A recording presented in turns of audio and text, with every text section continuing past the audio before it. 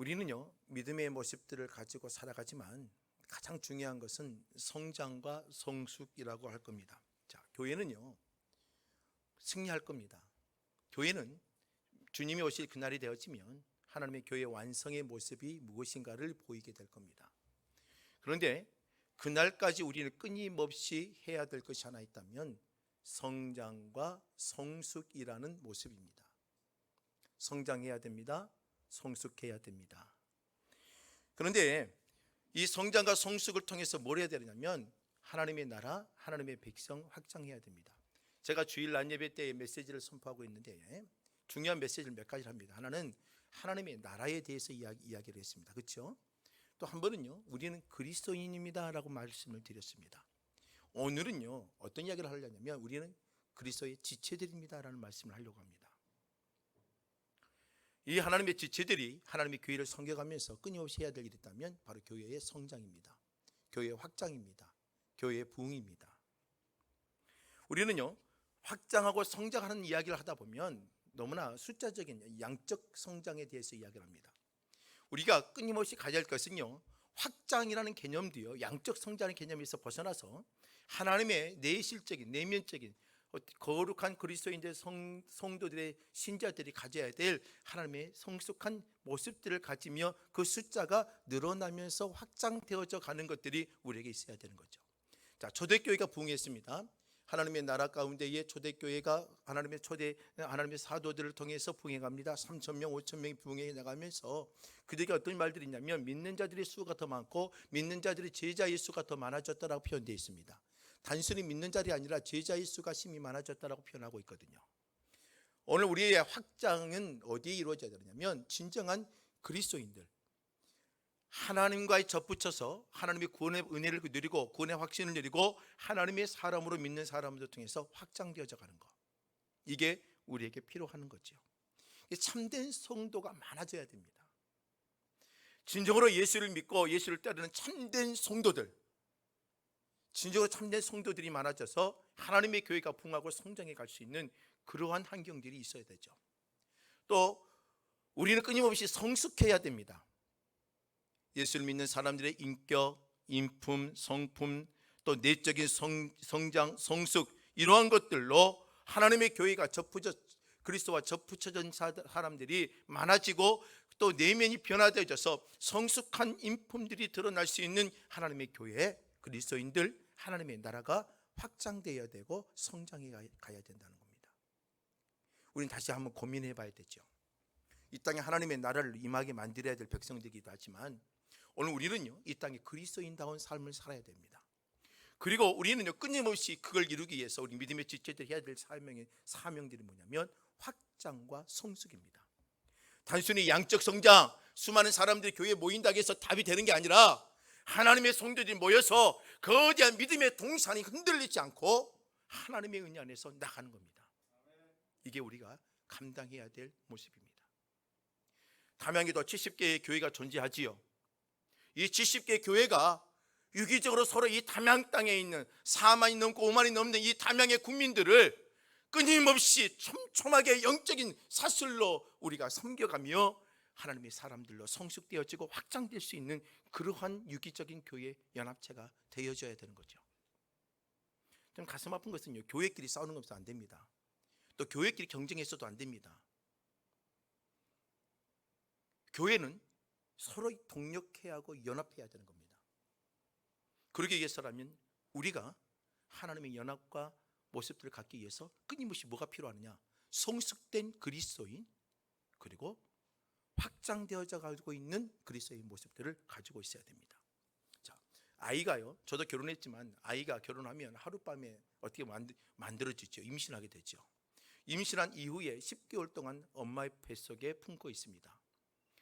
10개월 동안 품고 난 다음에 아이를 낳아요. 그 아이를 낳은 다음에 가만히 놔둡니까? 그냥 방목해버립니까? 그렇지 아니하죠. 어떻게 합니까?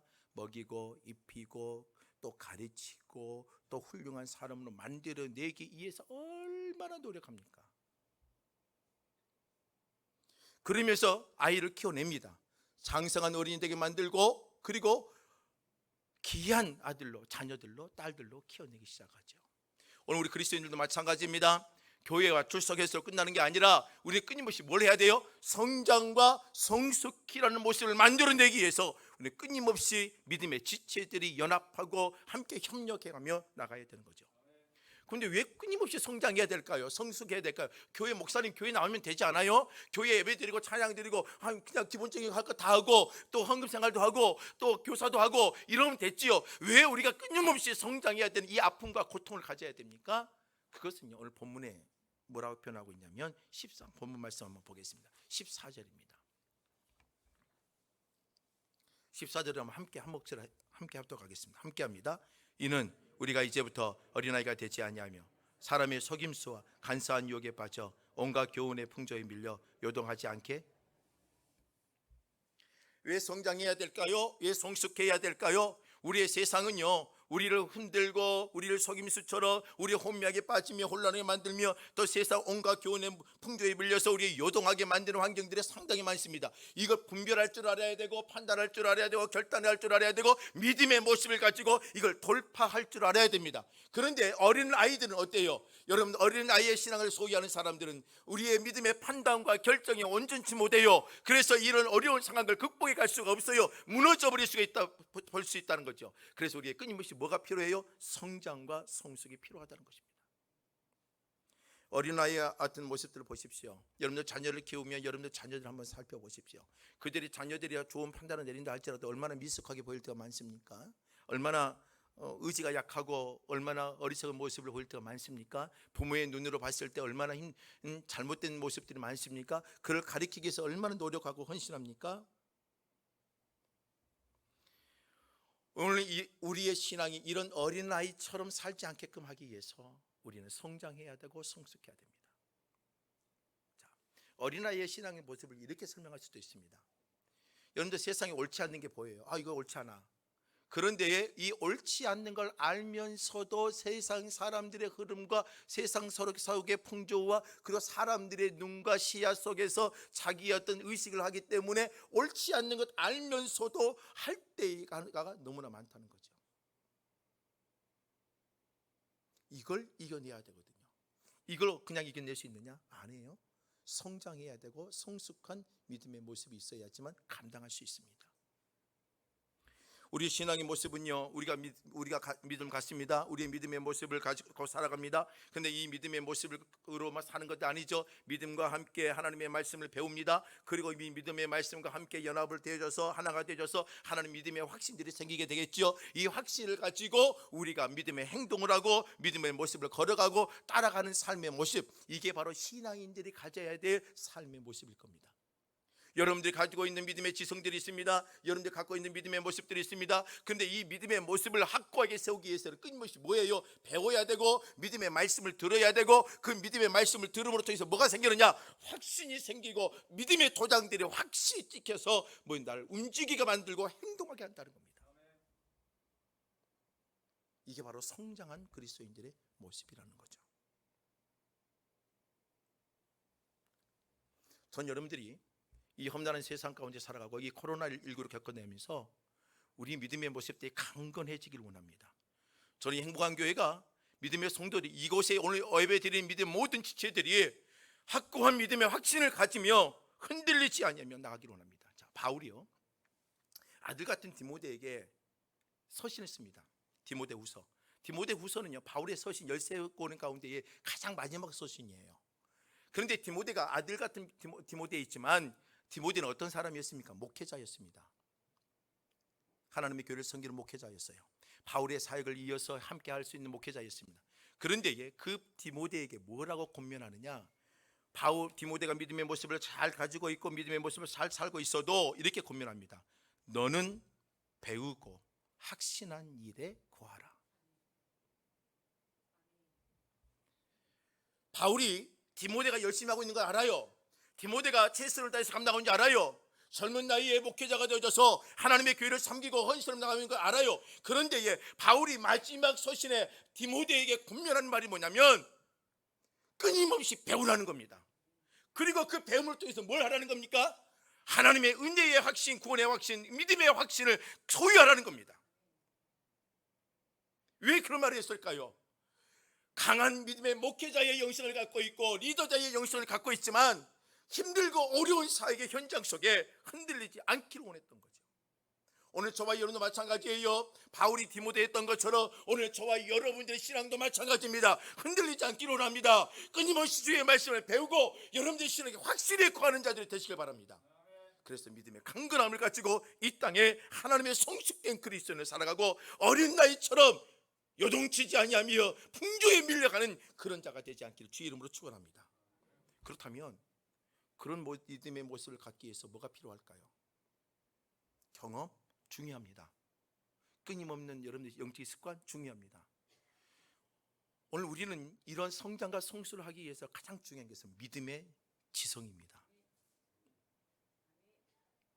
오늘 우리는요 수많은 사람들의 간증 같은 이야기를 들었습니다. 하나님 이런 분이야, 하나님 이런 분이야 라고 말 들었습니다. 여러분 어떤 사람들은요 기도하면서 하나님의 은혜를 받고 은사를 받고 체험되어 있습니다. 다 좋아요. 은사도 받아야 돼요. 체험적인 신앙도 필요해요. 여러분들이 가지고 있는 하나님, 수많은 사람들이 여러분들 증언하고 있고 수많은 사람들이 간증하고 있는 하나님도 들어야 돼요. 그런데요 그 하나님을 들을 때 은혜가 되려면 뭐가 있냐면 나에게 하나님에 대한 신앙의 기초가 있어야지만 그걸 받아들였을 때 내 것이 될 수 있어요. 그게 뭐예요? 믿음의 지성이 필요하다는 거예요.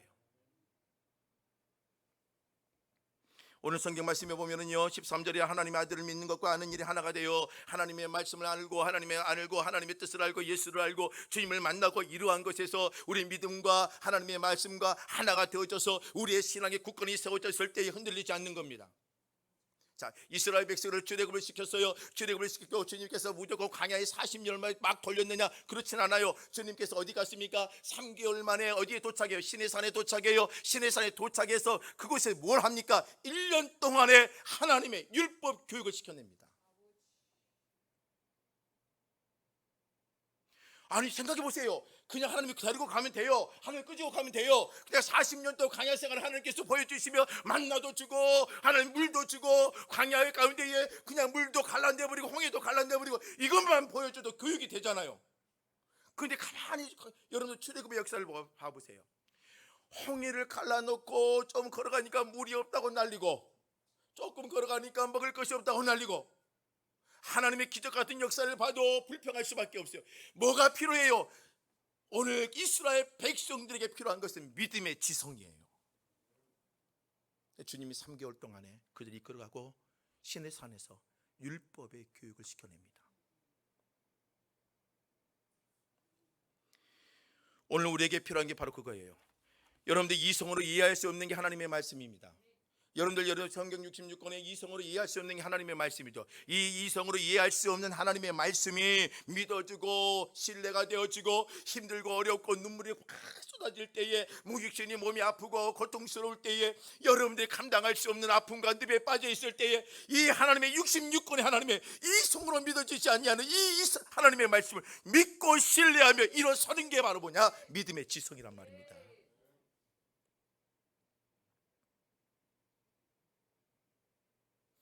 하나님은 전지하신 하나님입니다. 하나님 전능하신 하나님입니다. 여러분들의 인생의 홍해철처럼 이렇게 건널 수 없는 힘들고 어려운 문제가 있습니까? 그 문제를 가려낸 것이 하나님의 능력입니다. 이게 어디에 기록되어 있어요? 성경에 기록되어 있습니다. 이런 확신을 가지고 나갈 때에 우리는 성장하고 성숙할 수 있습니다. 또한 여러분들 하나님의 말씀을 보더라도요 이 하나님의 66권의 말씀을 통해 하나님이 어떤 분이냐, 인간은 어떤 존재이냐, 또 하나 우리는 어떠요, 죄는 어떻게 해결하느냐, 이러한 것들을 통해서 끊임없이 하나님의 말씀을 교육을 받고 끊임없이 반복적으로 하나님의 말씀을 습득하고 하나님의 교리를 배우고 하나님의 말씀을 배우고 이러면서 뭐가 생기는 거예요? 오늘 우리에게 믿음의 관점이라는 게 생기게 되어 있습니다. 이걸 보고 뭐예요? 믿음의 정체성이라고 표현을 하죠. 사람들은요 주위에 있는 사람을 보는 안경들이 있습니다. 세계관들이 있다는 거죠. 여러분들 직장에 가면 직장의 세계관들이 갖고 있습니다. 여러분들 사람을 만나고 동료를 만나고 친구를 만나면 그 안에 또 가면 그들만이 갖고 있는 환경 속에서 또 나만이 가질 수 있는 안경을 끼고 세계관을 가지고 또 친구와 함께 교제를 합니다. 오늘 우리는요 뭐가 필요하느냐? 여기를 가도 믿음의 세계관, 여기를 가도 믿음의 관점, 여기를 가도 믿음의 관점, 이게 필요하다는 거죠. 그게 뭘로 이루어지느냐? 하나님의 말씀을 통하여 가져야지만 가능하다는 겁니다. 이곳에 가면 이 색깔, 이곳에 가면 저 모습, 이곳에 가면 이 판단, 여러분들 그러다 보니까 우리의 믿음의 모습이 혼란스러운 거예요. 그러니까 성장하지 못하는 거예요.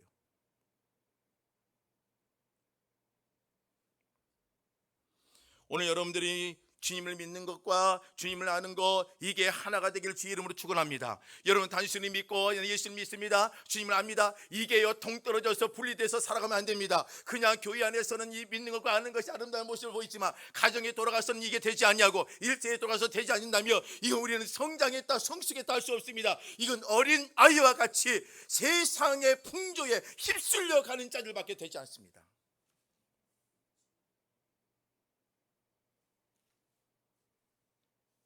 그래서 여러분들 인격이 성숙해야 돼요. 여러분들 언어가 변화, 인격이라는 말이 여러분들 어려운 말입니다. 상당히. 여러분 인격이 변하는 건 뭐냐면 보는 것이 달라야 되고, 행동이 달라야 되고, 말하는 것이 달라야 되고, 판단하는 것이 달라야, 이게 모든 게 집약돼서 나오는 게 인격이에요.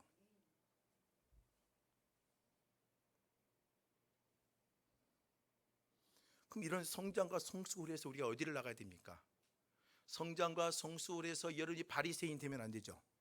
여러분들 바리새인처럼, 여러분들 유대주의들처럼 예수님이 3년의 공생의 기간 동안에 그들은요, 유대인과 바리새인들은 어땠습니까? 그들은 자신의 율법을 배웠습니다. 믿음의 지성이 있는 것처럼 보이죠. 그런데 그 믿음의 지성을 가지고 자신의 힘과 자신의 권력과 자신의 부와 자신들의 힘을 가지기 위해서 자신들의 그룹을 만들어서 다른 사람들이 예면해버리고, 병자를 예면해버리고, 가난한 자를 예면해버리고, 또한 사마리아인들을 예면해버리고, 이방인들은 발로 차버리고, 인정하지 않냐고 자기들끼리만 살았단 말이에요. 이게 잘못된 신앙의 모습이 한 방편이 모습이에요. 그러면 우리는 뭐예요? 신앙의 성장을 성숙해 가면 뭐가 돼야 돼요? 딱 한 가지밖에 없습니다. 예수를 닮아가면 돼요. 목사도 예수를 닮아야 되고, 장로도 예수를 닮아야 되고, 성도도 예수를 닮아야 돼요. 여러분들 신앙의 성장과 성숙의 마지막에 가장 목표의 바른 방향은 뭐냐? 예수를 닮아가는 겁니다.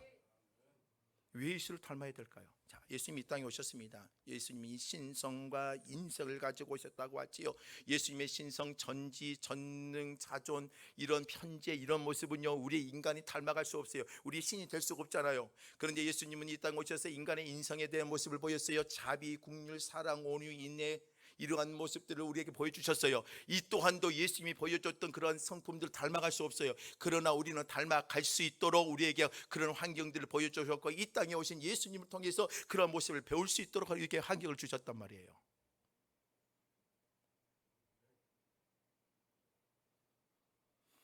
오늘 저와 여러분들이 그 예수님의 모습을 닮아가면서 우리 안에 뭐가 생기는 겁니까? 하나님을 알아가는 거예요. 예수님의 공생의 3년 기간 동안에 예수님의 모습을 통해 하나님이 어떤 분이고, 하나님의 역사, 사람을 살리시며 만물을 주관하시며 창조하시고 구원하신 그 예수 그리스도의 모습을 통해 하나님을 만나고 하나님을 발견하는 겁니다.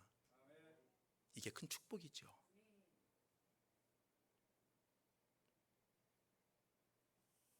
우리는요, 예수를 닮아갈 수밖에 없어요. 닮아가야 되고요. 왜요? 우리 하나님께서 에덴에 얼마나 큰 축복을 주셨습니까? 하나님의 형상대로 지음을 받았고, 하나님의 형상대로 지음을 받았고, 모든 것을 다스리고 통치하고 모든 것을 움직여 갈 수 있도록 하는 권한을 주셨습니다. 그러나 하나님의 명령에 따라야 되고, 하나님의 명령에 의지하면 나가야 되겠죠. 그런데 사단의 유혹으로 말미암아 에덴의 축복은 무너져 버립니다. 사망의 그늘 속에 빠질 수밖에 없겠죠. 그런데 이 땅에 오신 예수님을 통하여 그 사망의 모습, 인간의 죽을 수밖에 없는 모습을, 또 어그러진 하나님의 형상들을 회복시켜 줄 수 있는 게 바로 구속의 은혜요, 구원의 은혜입니다. 하나님의 성장은요, 하나님의 백성들의 성자가 성숙은요, 그 예수님을 통하여 하나님의 형상이 회복되어지고, 하나님의 그 에덴의 축복을 회복되어지며 하나님의 자녀로 이 땅에서 주님의 백성으로 살아가는 거, 이게 바로 성장과 성숙된 그리스도인의 모습들이에요. 전 이 모습을 위해서 우리는 끊임없이 나가야 됩니다. 믿음을 이용하지 마십시다. 신앙을 이용하지 마십시다. 신앙을 내 거와 사유하지 마십시다. 이 믿음을 통하여 우리 하나님의 영광을 드러내야 되고 하나님의 형상을 회복하면서 성도는 이 땅에 하나님의 빛과 소금의 역할을 보여주고 우리가 이 땅에 하나님의 자녀를 보여줘야 될 모습을 보이고 사는 게 성숙한 교회 성도요 하나님의 믿음의 지체라는 것입니다. 여러분, 우리는 세상에 있는 것을 우리에게도 있지요. 세상에 돈이 있으면 우리도 돈이 있습니다. 세상에 명예가 있으면 우리도 명예가 있습니다. 그러나 우리는 그걸 가지고 세상에 그리스도인을 자랑할 수 있는 것은 아닙니다. 세상에 있는 것이 나에게도 있어. 이걸 자랑해서 다 똑같겠지요. 오늘 우리 그리스도인들, 성장한 그리스도인들은 뭐냐? 세상에 있는 것을 우리가 더 많아라고 자랑하는 것이 그리스도인이 아니란 말이에요. 너 돈이 이만큼 있어? 나는 이만큼 있어. 네가 이만큼 힘이 있어? 우리는 이만큼 힘이 있어. 이게 교회가 자랑할 것이 아니에요. 세상이 보여줄 수 없는 것을 자랑하는 것이 성도예요. 사도행전 4장에 가서 보면 성전 미문에 앉아있는 안진뱅이가 있습니다. 수많은 사람들은요 동전 한 입을 던지고, 수많은 사람들이 그에게 한 끼에 밥을 먹을 수 있는 것을 구제할 수 있고 도와줄 수 있습니다. 수많은 사람들이 오고 가면 그들에게 도울 수 있어요. 예수 믿는 사람, 믿지 않는 사람은 다 할 수 있는 거겠죠. 그런데 오늘 베드로와 요한은 그 앞을 지나가다가 말합니다. 금과 은은 내게 없거니와, 그도 금과 은을 줄 수 있겠지요. 동전 한 입을 줄 수 있겠지요. 그러나 내게 있는 것으로 내게 주노니, 그게 뭐예요? 나사렛 예수의 이름이란 말이에요. 세상이 줄 수 없는 게 예수의 이름이에요. 오늘 여러분들이 가족이 줄 수 있는 거, 여러분들이 자녀를 줄 수 있는 게 뭐가 있을게요? 여러분들이 가족이, 믿음의 가족이 세상 가운데 보여주는 게 뭐예요? 우리 이렇게 잘 살아, 이게 아니란 말입니다. 예수의 이름을 가지고 세상이 보여줄 수 없는 평화, 세상이 보여줄 수 없는 하나님의 그 사랑의 은혜, 이걸 우리가 보이는 겁니다. 이게 바로 믿음의 지체들이에요.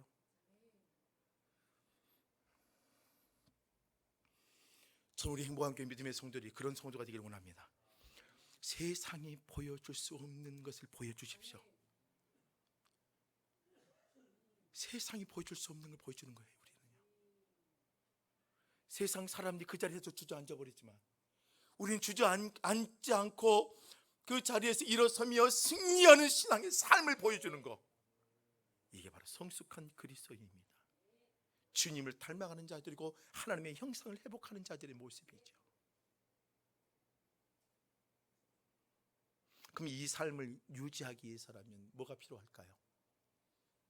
오늘 본문 말씀 15절 말씀 보십시오. 우리에게 두 가지를 설명합니다. 15절 함께 하겠습니다. 오직 사랑 안에서 참된 것을 하여 범사에 그에게까지 자랄지라. 그는 머리니 곧 그리스도다. 오직 사랑 안에서 참된 것을 하여서 범사에 누구에게까지 자라가야 돼요? 예수에게까지 자라가야 돼요. 이러면 되는 거예요. 이러면. 두 가지를 설명합니다. 하나는 뭐냐면 참된 생활을 함, 참된 것을 하여라고 되어 있습니다. 참된 것을 한다는 것은 뭡니까? 여러분들 여기에 보면 참된 생활을 말합니다. 참된 습관을 말합니다. 참된 어떤 부합되는 믿음의 모습들을 말합니다. 자, 예수를 알아요. 하나님의 자녀가 되어졌어요. 참되다는 말은 뭐냐면 내 안에 하나님의 사람으로 살아가는 데에 하나님의 백성으로 보여줄 수 있는 그 부합되는 진정한 참된 삶이 함께 따라와야 되는 거예요. 여러분들 문을 안 닫히면 겨울에 찬바람 훅 들어오잖아요. 문 안 닫히면 짜증내지요. 그 꼬리가 길다고 하지요. 야단을 치죠. 오늘 여러분들의 그 꼬리가요, 믿음의 꼬리가요, 여러분들이 더럽고 추한 게 아니라 하나님의 참된 것을 생활할 수 있는 모습들에 끌려와야 돼요. 진리의 생활을 영위해야 된다는 말입니다. 진리의 삶이 보여줘야 된다는 말입니다. 오늘 우리와 저와 여러분을 통해서 진정한 하나님의 진리의 삶, 참된 생활을 할 수 있는 삶이 함께 부합되어 갈 때에 끊임없이 하나님의 형상을 향해서 회복하고 하나님의 예수님을 닮아가는 모습이 끊임없이 내 안에 재생산된다는 거예요. 자, 다윗을 보십시다. 다윗이 큰 죄를 범했어요. 한 여인을 겁탈했어요. 그런데 그 여인을 겁탈해 보니까 유부녀예요. 남편이 있어요. 근데 남편이 자기에 있는 전쟁터에 있는 장수예요. 고민하다가 내가 안전범죄를 만들기 위해서 어떻게 합니까? 전쟁터에서 이거 자연스럽게 죽게, 누가 봐도 그 사람은 자연스러운 죽음이에요. 그런데 그 뒤에 이 프로젝트를 누가 만들었어요? 다윗이 만들었죠. 우르르 갔다가 우르르 빠져라. 그 한 사람만 왕따시켜라. 치밀한 계획을 세웠죠. 뭐 하기 위해서요? 자신의 모든 죄를 덮어내기 위해서. 주님은 용납하지 않으세요. 길을 줬겠죠. 시간을 줬습니다. 회개하지 않아요. 주님이 나단 선지자를 보내죠. 깨닫게 합니다. 여러분, 참된 생활을 갖고 있는 사람, 여러분들 왜 성장해도 성숙해야 되느냐? 여기 하나님의 말씀이 뭔가 내게 다가오고 내 허물과 연약한 모습을 들춰냈을 때에 하나님 내 용서해 주세요라고 회개할 수 있는 이 신앙의 영성을 가지고 있다는 것만 해도 대단한 겁니다. 우린 너무나 뻔뻔해요. 죄를 지어도요 뻔뻔하고요, 죄를 지어도 죄가 없는 것처럼. 여러분들 엄청 여러분들 탤런트들입니다. 아주 여러분들이 배우하면 아마 1등급일 겁니다. 죄를 지어도요, 뭐를 부족해도요 뻔뻔하게 우리는요 없는 것처럼 하며 아무 문제 없는 것처럼 어디 살아가고 있는 모습이 우리의 모습이죠. 오늘 저와 여러분들의 삶이 그게 아닙니다. 예수의 삶은요, 하나님의 음성이 들리고 하나님의 믿음에 판단할 때에 이게 잘못이라 하며 무릎을 꿇고 그 자리에 회개하며 하나님 앞에 조아리며 울며 통회하며 죄를 뿌리며 옷을 찢으며 이런 영적인 행위가 함께 부합되어 있어야 되는 겁니다. 그럴 때에 우리는 하나님을 닮아갈 수가 있고 주님을 의지하며 믿음의 성장해 갈 수가 있는 겁니다. 오늘 저와 여러분들 믿음의 아름다운 부합되는 삶이 있기를 원합니다. 그래서 시편 6편 6절 말씀을 보면은요, 다윗은요 그런 자신의 고백의 모습을요 한번 펑펑 울었다 끝날까요? 아닙니다. 이렇게 고백했어요. 시편 6편 6절을 말씀해 보면 내가 단시간으로 피곤하여 밤마다 눈물로 내 침상을 띄운다고 되어 있어요. 얼마나 슬퍼하고 자신의 허물과 죄에 대해서 얼마나 탄식하며 이런 표현을, 시적의 표현을 썼습니다. 내가 탄식함으로 피곤하여 밤마다 탄식해서요 얼마나 육체적으로 피곤할 정도로 밤마다 눈물로 내 침상을 띄울 정도로 기도했다는 거예요. 이러한 신앙의 낮아짐과 헌신이 우리에게 있어야 되는 거예요. 언제부턴가 한국교회는요 울질 않아요. 언제부턴가 한국교회는요 용서해달라는 기도가 사라져요. 회개의 영성들이 사라져버렸단 말이에요. 다른 사람의 허물은 찍어내도 자기 자신은 무릎 꿇고 회개하지 않아요.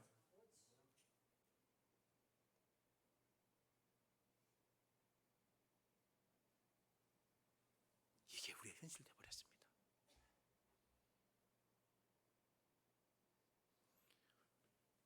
진리의 영 되신 하나님을 따른다면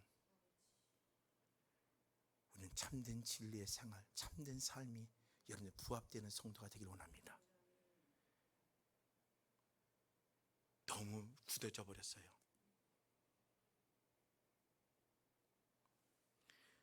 또 오늘 본문의 말씀은요, 두 번째로 뭘 말하냐? 사랑 안에서라고 표현합니다. 사랑 안에서 그의 예수에게까지 자랐지라고 말하지요. 오늘 우리가 보여줄 것은 사랑입니다. 근데 이 사랑은요 누가 보여줬냐? 예수님이 삼위일체 하나님이 보여주셨습니다. 광야에서 이스라엘 백성을 이끌어 가시는 모습들이나 아브라함을 택하시며 움직여 가시는 모습들이나 요셉을 하나님 택하시고 요셉을 지키시는 하나님이나 이 모든 것은 우리를 향한 하나님의 놀라우신 사랑이에요. 이게 아가페입니다. 아가페. 오늘 우리도 마찬가지예요. 이 사랑을 갖고 살아야 돼요. 이 사랑을 가지고 성숙해야 돼요. 이 사랑을 가지고 여러분들 관계를 맺어야 돼요. 이 사랑을 가지고 여러분 주님 앞에 예배를 드리고 성도 간의 영적인 관계를 맺고 믿음의 교제를 나누고 세상 가운데 믿지 않는 자를 섬기며 나가야 돼요. 여러분들 교회 안에서는요 어떤 자가 믿음이 성숙되어 있습니까? 신앙이 오랜 연륜을 갖고 있는 사람이 성장했고 성숙했다고 표현합니다. 그럴 수도 있어요. 그러나 그게 100% 맞는다는 걸 할 수는 없습니다. 또 직분이 내가 하나님을 사랑하고 믿음이 성장했다는 어떤 가치 기준이 될 수 있다고 말할 수 있어요. 그럴 수도 있겠지요. 신앙생활 잘하니까 장로도 되고 권사도 되고 그러겠지요. 그러나 그게 100% 그렇다고 할 수가 없다는 겁니다. 내가 사역의 현장이 많아져요. 교사도 하고 찬양대도 하고 여종대장도 하고 뭐도 하고 다 하니까 나는 믿음의 성장해서 성숙해서 할 수 있어요. 그것도 맞아요. 틀리다는 말은 아니에요. 그런데요 여러분들이 직분을 갖고 사역을 하고 모여 현장 속에 진정한 하나님의 사랑과 아가페적인 마음과 하나님의 십자가의 사랑으로 감당하지 못한다면 이 모든 게 헛된 것일 수밖에 없다는 겁니다.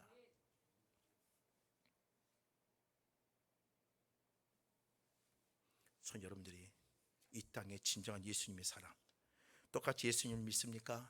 똑같이 하나님의 형상을 지녔습니까? 그러면 진짜 사랑하십시오. 누구를요? 하나님을 사랑하십시오. 하나님을 사랑하면 여러분들 지체를 사랑하게 되어 있습니다. 율법의 두 가지 강령은 하나님을 사랑하는 것과 네 이웃을 내 몸처럼 사랑하는 것입니다.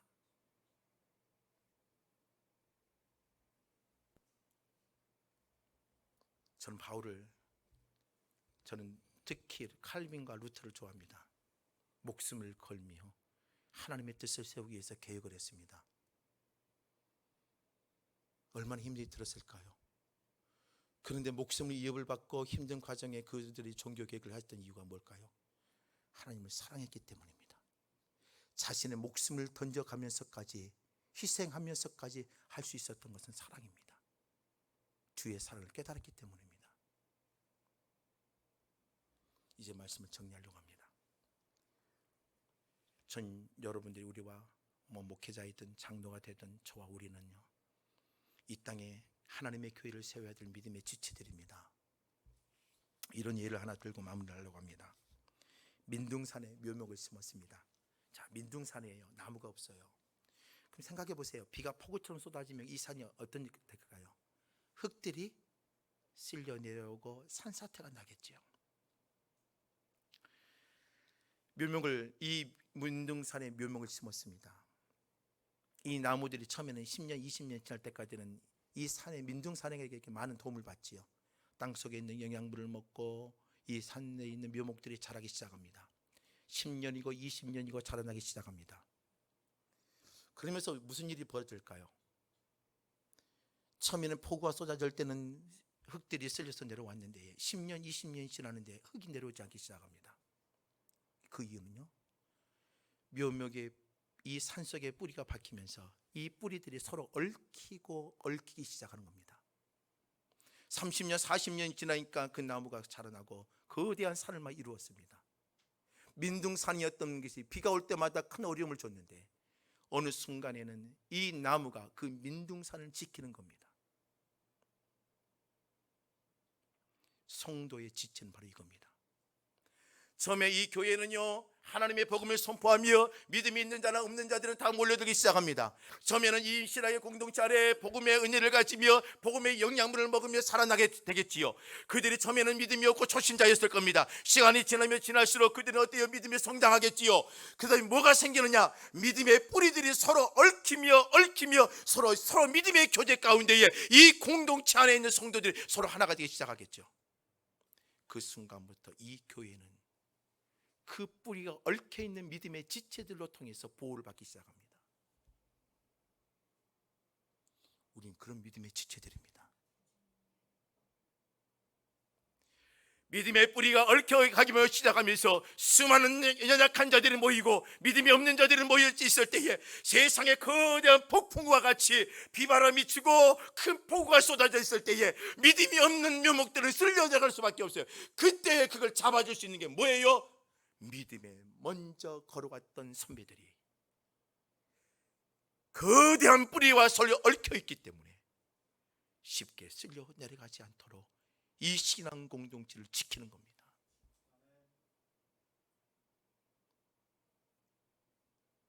저는 여러분의 믿음의 지체로서 성숙되기를 원합니다. 예수를 닮아가시길 원합니다. 믿음의 지성을 가지고 믿음의 바른 판단을 할 수 있는 그런 신앙의 모습을 갖기를 원합니다. 처음에는 여러분들의 복음의 은혜로 믿음의 영양분을 가지며 할렐루야 외치며 기쁨을 누렸고 축복의 삶을 살았다며, 지금 우리는 서로 믿음의 지체가 되어 이 신앙의 믿음의 동산을 거대하게 지켜서 누구에게나 하나님의 은혜와 사랑을 줄 수 있는, 흔들리지 않는 믿음의 동산과 같고 푸르름을 가지며 수많은 사람들에게 이루와 평안과 은혜를 주는 하나님의 교회가 되어야 되고 지체들이 되어야 됩니다. 한국 교회는 병들어 있습니다. 한국 교회는 서로 믿음의 지체가 되지 못하고 답답하며 서로 싸우고 앙당하며 갈등하며 믿음의 동산들이 민둥산이 되어져 가고 있습니다.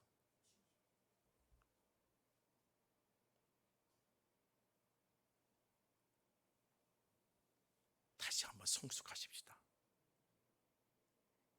이 행복한 교회가 하나님의 거대한 동산이 되어주고 믿음의 동산이 되길 원합니다. 이 안에는요, 믿음이 성숙된 자도 있고 성숙되지 못한 자도 있고 많은 사람들의 층층이 다 나눠졌습니다. 그러나 우리는 얽혀 있습니다. 어떻게 해요? 주의 은혜로. 누구 한 사람도 쓰러지지 않도록 하기 위해서 얽혀 있습니다. 큰 폭우가 쏟아질 수밖에 없죠. 그러나 이 거대한 믿음의 신앙 공동체는, 이 산은 여러분들의 기도와 찬양과 희생과 헌신으로 이 산이 흔들리지 않고 여러분들을 통하여 다시 한번 복음의 산으로 움직여가고 성장해 가는 겁니다. 여러분 어떻게 사시렵니까? 믿음의 지체로 우리에게 주신 이 거대한 동산을 더 푸른 우물 만들고 이곳에 들어온 모든 사람들이 은혜를 누리며 하나님의 성숙한 그리스도인을 만들어갈 수 있는 그런 아름다운 하나님의 지체의식을 가지고 서로 성숙되어져 가는 하나님의 백성이 되기를 주의 이름으로 부탁을 드립니다.